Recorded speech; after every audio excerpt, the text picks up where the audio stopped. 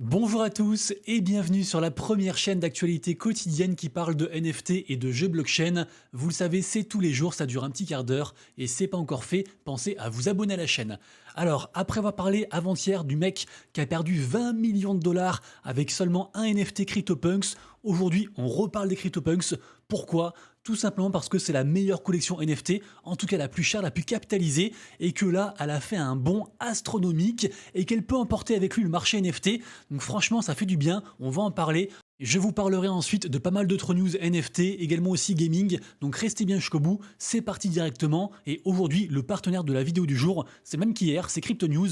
Je vous le rappelle, c'est un site qui est dispo en français, c'est entièrement gratuit, et c'est un tout en un. Alors c'est un tout en un qui à la base vous propose des news quotidiennes sur les cryptos et les NFT, mais sachez que vous retrouverez également des articles plus complets, des comparatifs entre différents exchanges, des explications sur les différentes crypto-monnaies, des guides, des vidéos, des outils, bref, pas mal de choses. Retrouvez le lien de Crypto News en description et en commentaire épinglé, et n'hésitez pas à aller faire un tour dessus. Allez, comme à l'accoutumée, on démarre tout d'abord par le petit récap très rapide du marché NFT. Ça fait quelques jours qu'on en parle, le marché NFT reprend des forces jour après jour et franchement ça fait du bien. Aujourd'hui, on a un market cap global qui se rapproche tout doucement des 70 milliards. Là, on est à 67, toujours de faible volume, mais en augmentation. La meilleure vente NFT depuis hier, c'est un CryptoPunks, le numéro 5034, qui a été vendu à 138 000 dollars. Et justement, parlons-en des CryptoPunks, puisque vous le voyez, ils sont en top volume.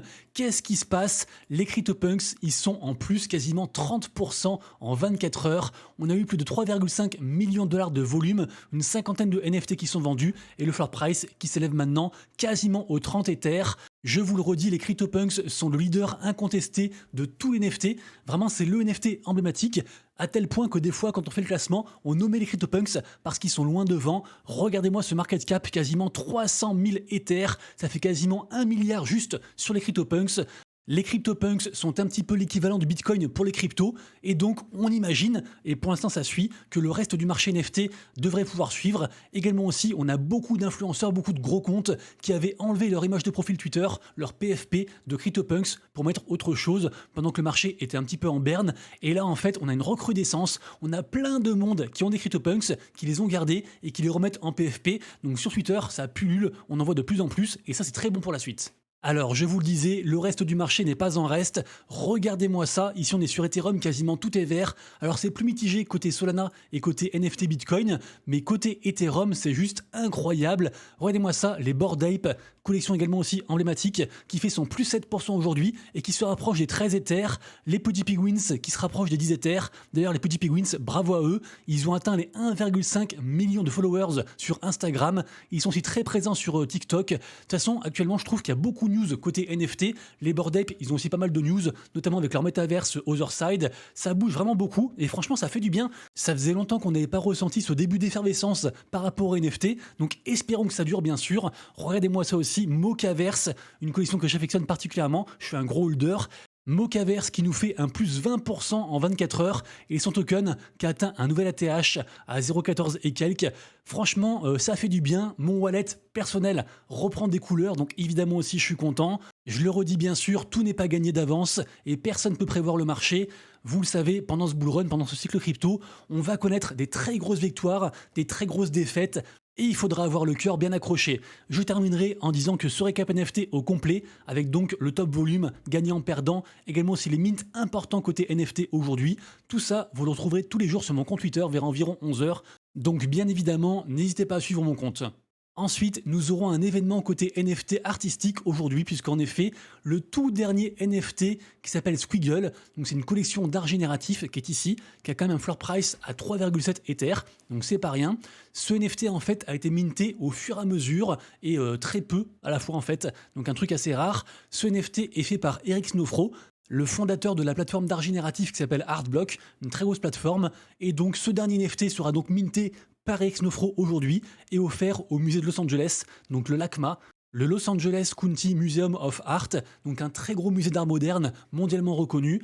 Donc vraiment c'est une très belle chose et pour ceux qui ont suivi un petit peu l'histoire depuis le début, en fait ça fait des années qu'on suit cette histoire de mint très très lent et donc voilà, ça arrive à la dernière étape, assez intéressant et donc le floor price de ces NFT sera également aussi à surveiller.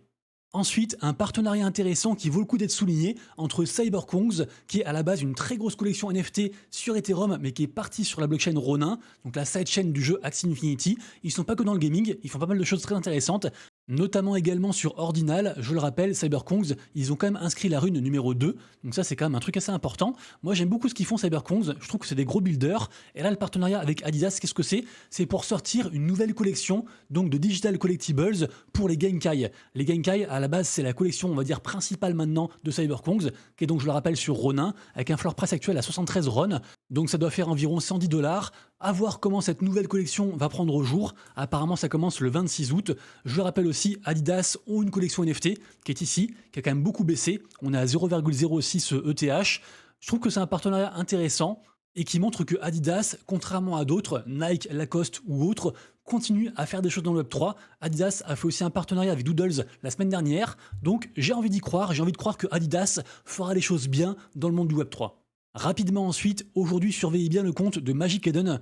Magic Eden, c'est vraiment la marketplace NFT montante. Ils sont cross-chain, c'est leur gros avantage. Ils ont un gros programme de récompense. On gagne des diamants quand on est actif sur la marketplace. Et je le rappelle, à l'issue, ces diamants seront convertis en une nouvelle crypto. La crypto soit qui s'appelle NFT, soit qui s'appelle ME. En tout cas, c'est un truc très attendu qui devrait beaucoup récompenser. Magic Eden nous sort donc a priori aujourd'hui une nouvelle application et je le redis, c'est un gros acteur donc il faut surveiller ça. Peut-être aussi donc des free mint à voir par rapport à tout ça. En parlant de free mint, on a celui-ci qui est à surveiller qui arrive je crois dans 5 jours le 26, c'est ça, le 26 août. Donc ça s'appelle du coup Stoshi. C'est une très petite supply, seulement 150 NFT mais c'est gratuit. Essayez à tout prix de choper une whitelist, c'est sur Ordinal et je pense que ça vaudra de l'or. À suivre donc pendant 5 jours. Et dernière info, je sais qu'il y a eu un gros commerce qui a été fait par rapport aux ENS, donc les Ethereum Name Service. Par exemple, c'est monsieurrabbit.eth. Ça sert bien sûr entre autres à simplifier une adresse. Au lieu de m'envoyer par exemple de l'argent à 0x23, etc., vous l'envoyez à monsieurrabbit.eth et je le recevrai. Évidemment, il y a aussi pas mal d'autres utilités. Énormément de blockchains ont donc sorti leur propre nom de domaine par rapport à la blockchain. C'était pas encore le cas de la blockchain Base. Et là, en fait, justement, ça y est, c'est en train d'arriver. Donc ça a commencé hier. Pendant, je crois, 36 heures, le prix est très élevé après les dégressifs. Et ce qui est intéressant, c'est que si vous avez un compte certifié sur Coinbase ou d'autres trucs, mais qui sont plus compliqués à avoir, bah vous pourrez avoir un nom de domaine gratuit. Donc n'hésitez pas à le faire, on sait jamais. Soit vous prenez votre pseudo, soit vous prenez un truc qui peut éventuellement valoir cher plus tard. Genre, je sais pas, foot, tennis, genre de truc. En tout cas, voilà, je vous ai donné l'info. Un nom de domaine, c'est une sorte de NFT, donc on pourra aussi le trader. Et vu l'effervescence qu'il y a eu sur certains NFT, certains noms de domaine ENS, Ethereum, peut-être que si la blockchain Base continue à perdurer, ça pourrait faire un truc. Donc voilà, faites-en ce que vous voulez, faites bien vos recherches, lien en description. Côté gaming ensuite, la grosse nouvelle du jour, c'est bien sûr le début de la Gamescom, qui se passe donc comme tous les ans à Cologne, en Allemagne. Alors c'est un événement mondialement connu pour le jeu vidéo, mais évidemment, il y a des acteurs du monde du Web3 qui seront présents. Je pense bien sûr à Pixelmon, entre autres, ils seront beaucoup. Pixelmon qui a été quand même à la base un gros rug, au final c'est un super gros jeu type Pokémon, qui a aussi un très gros écosystème qui s'appelle le Mon Protocol. Alors leur crypto a pris quand même vachement cher, elle est actuellement à 0,16 $. Je vous le rappelle, on peut aussi la stacker et participer à différents launch pools sur la plateforme. Le jeu Pixelmon devrait arriver, j'imagine, très bientôt. Sachez aussi que Pixelmon a des NFT, la collecte principale est sous vos yeux, à 0,40 Ether, elle a quand même pris 15% aujourd'hui. Bref, il y a beaucoup de choses par rapport à cet écosystème, et personnellement, je m'y intéresse beaucoup et j'y crois beaucoup. En tout cas, à la Gamescom, par exemple, pour eux, on pourra tester 3 jeux, donc des studios Pixelmon. Il y aura aussi beaucoup d'autres acteurs. Peut-être qu'il y aura des grosses annonces qui seront faites pendant cet événement. Ce sera un truc à suivre. Pas que sur Pixelmon, hein, je parle pour tous les jeux Web3 au général. Ensuite, on parle de Amber Sword, un gros MMORPG qui était très attendu à l'époque, je me rappelle, au précédent cycle. Au final, là, il est arrivé et ça a un peu fait un flop. À la base, c'est sur Immutable X. Et je pense qu'ils ont déniché un gros contrat pour recevoir pas mal d'argent sur la blockchain Mantle, puisque en effet, Amber Sword part de Immutable X et va sur Mantle. Donc voilà, je pense qu'entre le flop et puis le chèque, j'imagine, juteux pour promouvoir cet écosystème Mantle, ça a fait du coup le choix. Je ne sais pas ce que va devenir Amber Sword, mais si vous kiffez ce genre de MMORPG, je pense qu'il vaut peut-être mieux aller vers quelque chose comme Triverse, qui sort en bêta normalement ce mois-ci, que du coup ce jeu qui au final a un peu déçu. Avis ensuite au maxi EGLD qui me regarde, les gens qui kiffent Multivers X. Je sais qu'il y en a qui me regardent puisque en effet, le jeu Cyberpunk City est donc disponible en version démo sur l'Epic Game Store. Apparemment, ce jeu est un des jeux les plus attendus sur l'écosystème Multivers X. Donc voilà, c'est un jeu de ce que j'ai vu, il y a beaucoup de choses, un peu ambiance métaverse. On peut aussi faire des courses de voitures. Il y a aussi un mode Battle Royale, un mode, enfin bref, pas mal de choses. Allez voir tout ça. Le truc est disponible, donc pourquoi pas. Multivers X, on en parle un peu moins côté gaming, mais il se passe encore des choses. Ensuite, on parle de Xverse. Il y a un giga tournoi actuellement avec quand même 10 000 $ à la clé. Xverse, c'est un shooter donc free to play qui est dispo sur Immutable X et aussi sur la BNB Chain. C'est incubé par Cdify dont je parle régulièrement. Donc voilà, je sais pas si c'est encore trop tard pour participer à ce tournoi. Je crois qu'on est à la phase 2, mais juste pour dire qu'il se passe des choses sur Xverse.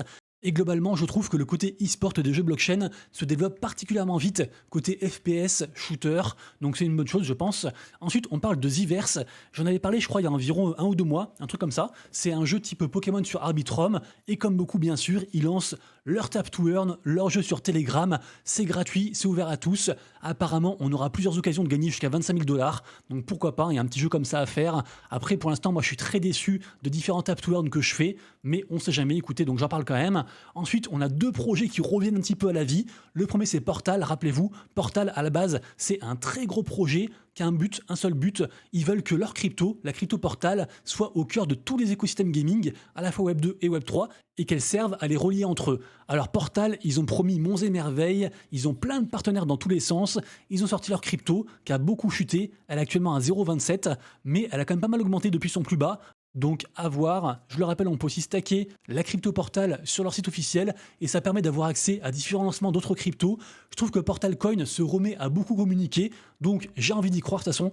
Je le redis, j'en ai parlé hier je crois, mais là actuellement en fait c'était un petit peu l'été, c'est un petit peu au ralenti. Là on a la rentrée qui arrive, les cryptos commencent aussi à fourmiller et donc il y a beaucoup de projets qui reviennent un petit peu d'entre les morts et qui se remettent à communiquer. C'est le cas de Portal Coin, c'est aussi le cas de Xterio. Rappelez-vous de Xterio, c'est un très gros projet, c'est une grosse plateforme, une marketplace, un studio gaming.